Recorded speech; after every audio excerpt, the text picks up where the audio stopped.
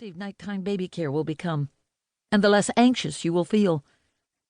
Rigid guidance that insists the only place your baby should sleep is flat on his back in a crib with a firm mattress ignores the reality that most babies do not die unexpectedly during the night, but that all babies need frequent feeding, tending, comforting, cuddling, and loving.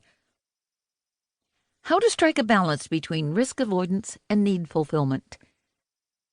Baby care is about trade-offs, balancing your baby's needs with your own needs, and adapting official recommendations to your own situation, rather than following every guideline at all costs.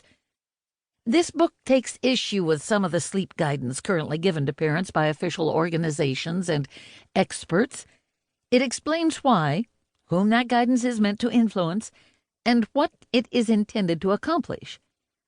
If you are not the mother and baby the guidance is directed toward, if compliance would carry a greater risk in another aspect of baby care than non-compliance, you should make your own informed choice about which guidance to follow.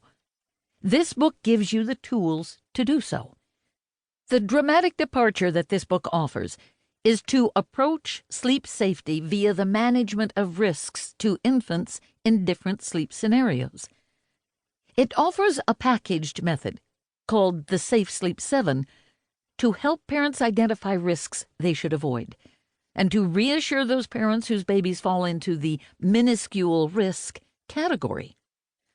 And as one would expect from La Leche League, this book takes breastfeeding and safe sleep sharing as normal facets of baby care. It makes no guarantees. It doesn't guarantee that your baby will be a good sleeper. Be wary of books that do. Or that your baby will be absolutely safe.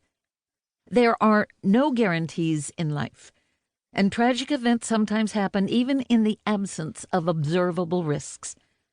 The authors do a great job of explaining the magnitude of different risks, those you take every day without thinking, and those you agonize over unnecessarily.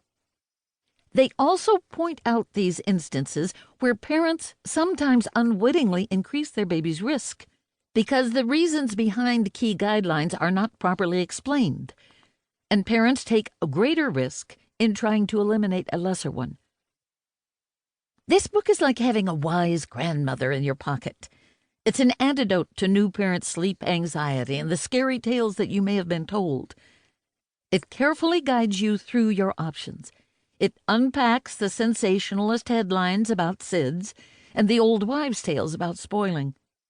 It puts you in control and encourages you to make decisions that suit your family after carefully considering your situation, your baby, and your needs.